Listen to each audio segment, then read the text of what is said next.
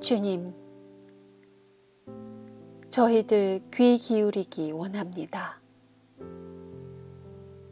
주님의 말씀을 매일 내 마음에 간직하기 원합니다.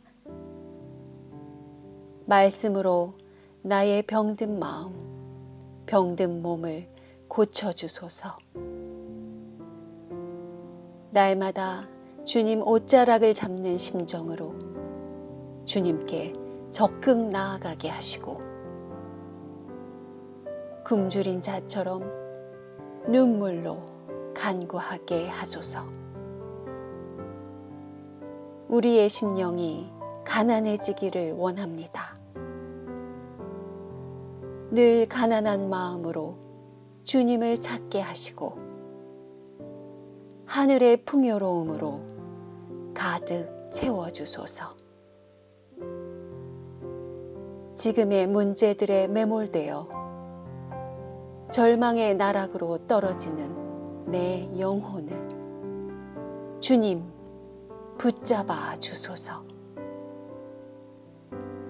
내 영의 눈을 여시어 주님께서 행복하여라 선포하시며 약속하신 하느님 나라를 보게 하소서. 살아계신 우리 주 예수 그리스도의 이름으로 기도드립니다. 아멘.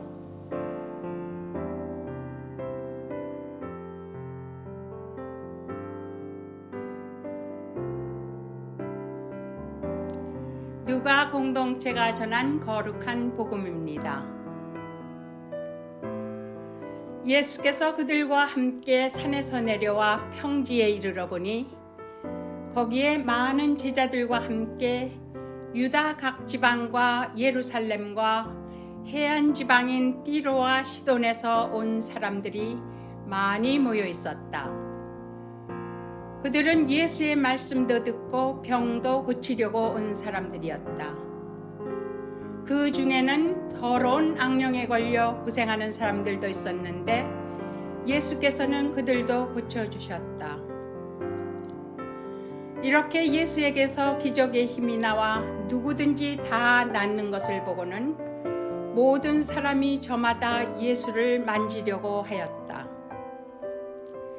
그때 예수께서 제자들을 바라보시며 말씀하셨다. 가난한 사람들아, 너희는 행복하다. 하느님 나라가 너희의 것이다.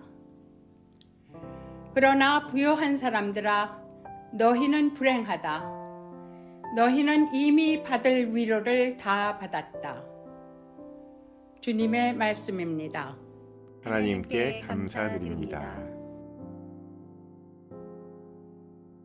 할렐루야! 하나님 아버지와 우리 주 예수 그리스도로부터 오는 은혜와 평강이 이 자리에 계신 모든 분들과 함께 하시기를 바랍니다.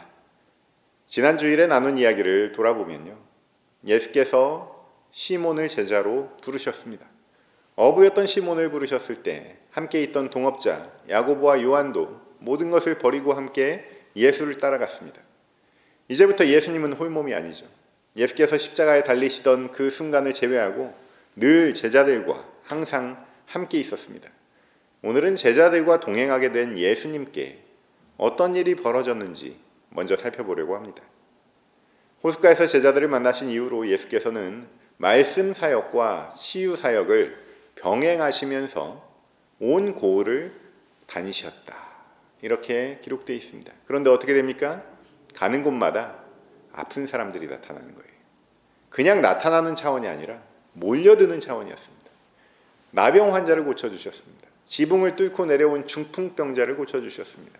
오른편 손이 오그라든 사람이 있는데 그 사람을 안식일에 만나서 고쳐주셨습니다. 이렇게 우선 급한 대로 예수께서는 몰려드는 그 치유 사역과 그리고 말씀 사역을 병행하십니다. 그 사이에 가는 곳마다 소문은 퍼져나갔습니다. 따르는 제자들은 조금씩 늘어나고 있었습니다. 그러다가 어느 날은 레위라고 하는 사람을 길에서 만나는 거예요. 예수께서 그들을 제자로 부르셨습니다. 예수께서 레위에게 나를 따라오너라 말씀하시고 나서 바로 식사 초대를 받으셨어요. 그런데 레위 직업이 세리입니다. 친구들도 뭐 하는 사람이겠습니까? 세리 친구들을 다 집으로 불러 모아서 잔치를 벌인 거예요.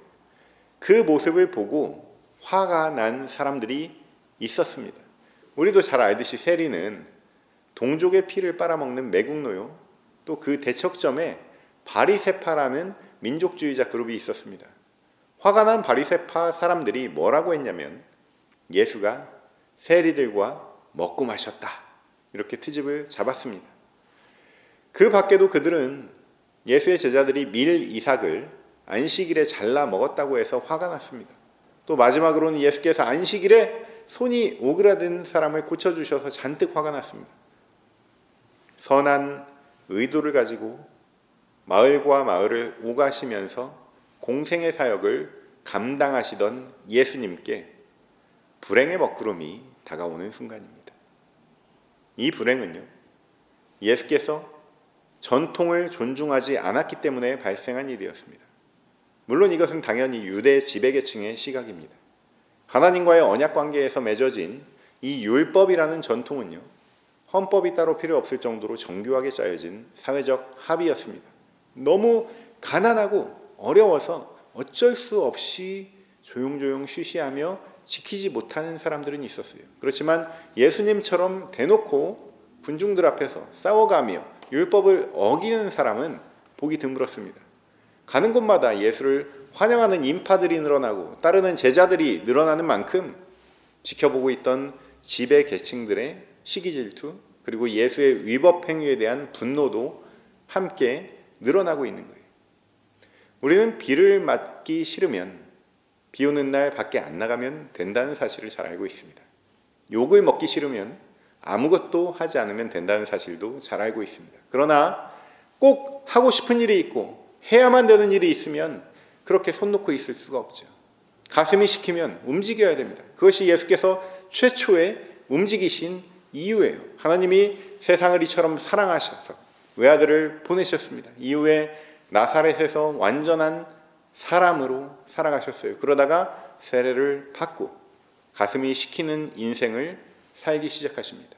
뒷일은 천지를 지으신 하느님, 나를 보내신 우리 아버지께 맡기고 발걸음을 옮기기 시작하셨을 때, 그때 이미 예수께서는 모든 일을 감당해내기로 작정하셨을 것입니다. 그러나 아무리 하나님의 아들, 이 땅에 오신 예수님일지라도 완전한 인성을 갖고 오셨잖아요. 그러니까 아팠어요. 아파하고 신음하고 있는 민중들을 봐도 아팠고, 반대로 자신을 모함하고 있는 그 지배계층과 맞서고 나서도 아팠습니다. 여러분도 원치 않는 일로 다퉈보시면 어떠세요? 웬만하면 그런 일이 나에게 닥치지 않았으면 좋겠지만 싸우면 아파요. 어린이들도 압니다. 이겨도 아프고 져도 아픕니다. 지금 예수께서 연약하다고 말씀드리는 것이 아니에요. 예수께서 우리와 똑같이 인간의 성정을 가지고 이 땅에 오셨다라는 사실을 말씀드리는 겁니다. 누가 공동체는 예수의 행적을 계속 쫓아가면서 중요한 사실 하나를 주목하고 있습니다. 틈만 나면 예수께서 기도하시려고 한적한 곳에 가셨다라는 사실입니다. 특히 산에 가셨습니다. 이날도 바리새인들과 안식일 논쟁으로 지치신 예수께서는 산에 들어가서 밤을 새우시며 하느님께 기도하셨다, 이렇게 기록하고 있습니다. 사랑하는 성도 여러분, 예수님만 따라 살면요, 만사가 형통한 줄로 믿습니다. 예수께서 힘든 일을 겪으시고 기도하신 대로 오늘 이 시대 우리는 힘들지 않기가 힘든 현실에 살아가고 있습니다. 골방을 만드시고 무릎 꿇고 기도하시기 바랍니다. 하나님과 소통하시기 바랍니다. 예수님이 하신 대로 충전을 하시기 바랍니다. 다시 말씀드리지만 예수 따라 살면 만사 형통이에요. 여기서 형통은 배불리 먹고 번지르르한 살림살이를 갖추는 것과 차원이 다릅니다. 가만히 있으면 중간이라도 가는데 예수 따라가면 만만치 않은 고통이 찾아옵니다. 젊어서 고생은 사서 하는 것과 같은 그런 자발적인 고통이에요. 그러나 내 힘으로 살아가지 아니하고 주님의 강권적인 능력으로 살아간다는 점에서 참된 인생의 형통인 줄로 믿습니다. 지난주에 시몬 베드로가 그물에 가득 담긴 고기를 팔았다면 얼마나 부자가 됐을까요? 그런데 다 버리고 예수를 줬습니다. 고생길 시작입니다. 그렇게 제자가 되지 않고 다 팔아서 그냥 이익을 얻었다면 예수님 언제 오시나? 예수님 오시는 날만 기다렸을 거예요. 예수님이 그냥 포인트 딱 찍어주시는 대로만 낚시하면 되니까 예수님의 말씀에는 관심이 없지만 있는 척하고 스승으로 모실 생각은 없지만 바짝 붙어서 제자인 척하고 내심 목적은 어디에 물고기가 모여 있는지 알려주시기만 한다면 이런 쪽으로 가 있었을 것입니다. 고통받는 인생 가운데 제가 가장 힘들겠다 생각되는 분들은 자기 현실을 부정하는 분들입니다.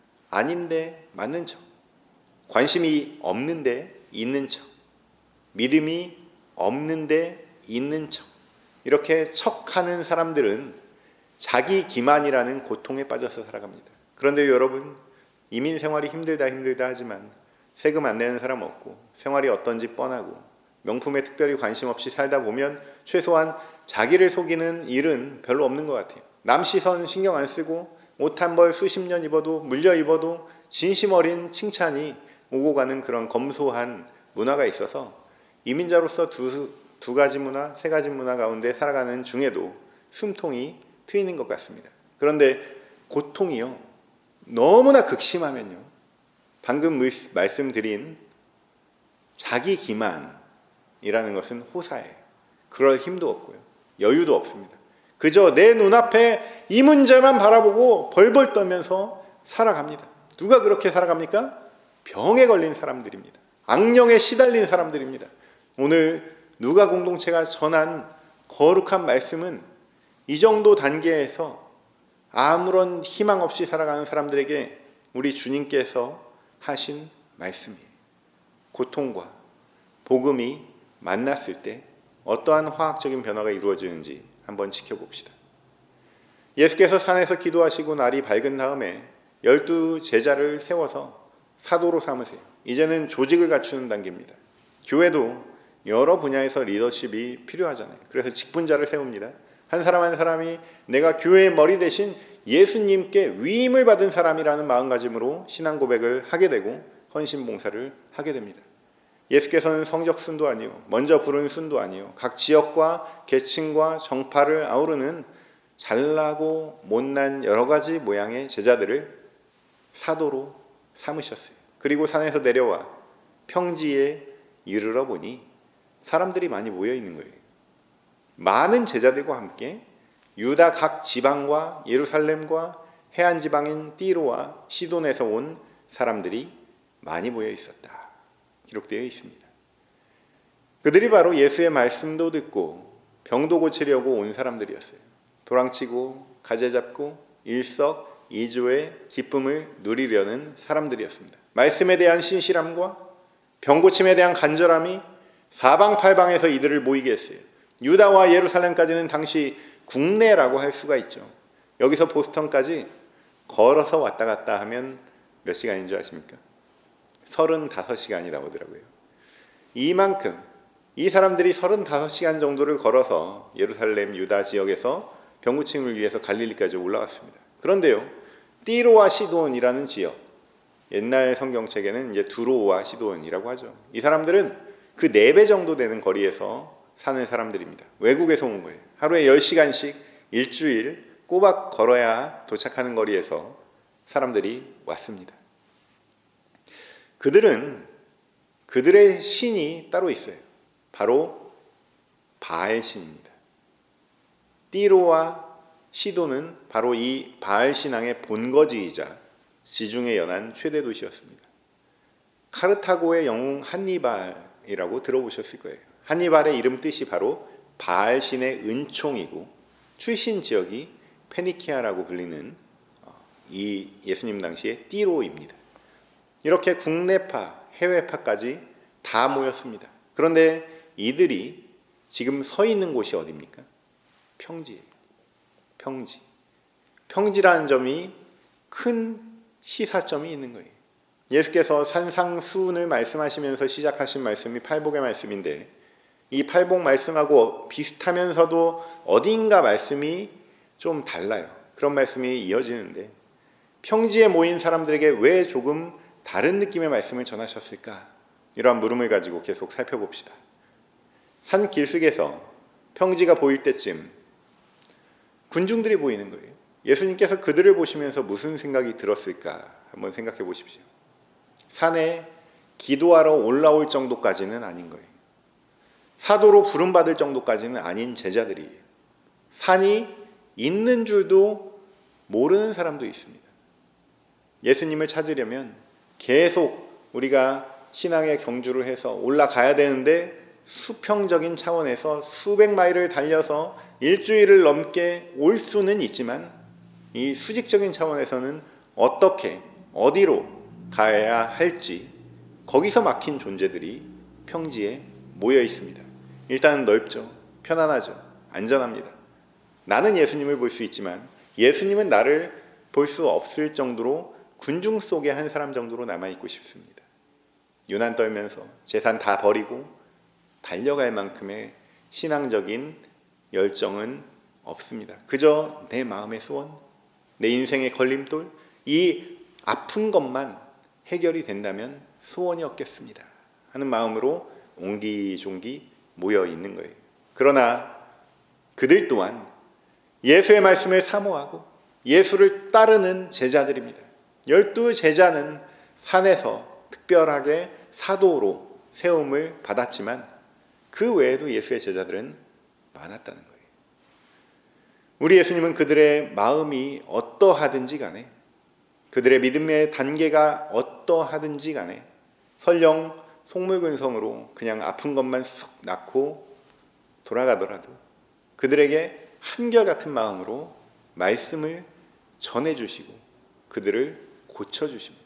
병도 고쳐주시고 더러운 악령도 쫓아내십니다. 시냇물이 강물이 되어서 바다로 흘러간들 바다는 그 물이 어디 출신인지 얼마나 깨끗한지 왜 왔는지 따지지 않습니다. 받아주는 주인 따로 있고 품에 안긴 외부인 따로 있고 이렇게 분리되지 않습니다. 모두 바다예요. 이렇게 평지에 모인 사람들도 또한 제자입니다. 모두 하나님 나라 백성입니다. 이것이 하나님 나라의 작동 원리입니다. 그럼에도 불구하고 이러한 예수의 연민을 알지 못하는 평지의 사람들은요, 예수의 기적에 몰두하는 거예요. 예수의 몸을 봅니다. 예수를 만지면 낫는다 믿습니다. 실제로 그러합니다. 누가복음 8장에서도 혈루증 여인이 예수의 옷깃을 만졌을 때 예수께서 말씀하십니다. 분명히 나에게서 기적의 힘이 뻗쳐 나갔다. 누군가가 내 옷에 손을 댄 것이 틀림없다. 우리 예수님께는 능력이 있습니다. 그 능력이 전달이 되는 거예요. 그 방법이 바로 만지는 거죠. 사랑하는 성도 여러분, 아무리 우리 삶이 고되고 힘이 없어도 마지막 힘을 다해서 예수님을 터치하시기 바랍니다. 예수님을 만지는 적극적인 믿음에 이르시기를 축원합니다. 그러나 여기에 그치지 말고 더 나아가서 이어지는 예수님의 말씀에 더 귀를 기울이시기를 주님의 이름으로 축원합니다. 평지에 모인 제자들의 욕망은 간단합니다. 그런데도 그 욕망이 간단하면서도 너무나 큰 거예요. 그래서 깊은 영적 체험과 높으신 하나님의 사랑까지 알기에는 역부족입니다. 기도와 말씀이면 충분한데도 삶의 문제 해결에 몰두하여서 계속 목이 마르는 거예요. 그래서 모든 사람이 저마다 예수를 만지려고 할 때 바로 그때 예수께서 제자들을 바라보시고 말씀을 하십니다. 가난한 사람들아, 너희는 행복하다. 하나님 나라가 너희의 것이다. 일단 좋은 말입니다. 그런데 예수를 막 만지려고 손을 내뻗던 사람들 입장에서는 좀 알쏭달쏭하게 느껴졌을 거예요. 그래도 위로받으니까 참 좋습니다. 마태 공동체가 전하는 산상수훈에서는 조금 더 객관적으로 선포를 하셨죠. 심령이 가난한 자는 복이 있다. 이거하고 가난한 사람들아 너희는 행복하다. 이 두 가지가 어떤 차이가 있는지 보이십니까? 눈앞에 있는 군중들이 아니라 어떠한 진리가 그러하다라는 말씀을 마태복음에서는 하시는 거예요. 그런데 오늘 누가복음에서는 그렇지가 않습니다. 바로 당신이 복이 있다라는 말입니다.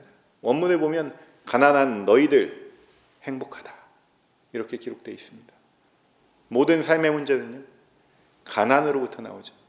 부유한 사람이 기적을 바라면서 일주일 거리를 걸어갈 리가 없습니다. 특별히 띠로라는 지역에는요, 세계 최대 규모의 대전차 경기장까지 있는 큰 도시였는데, 바알 신의 축복을 자랑하는 부자들의 재산과 투자 능력은 대단했습니다.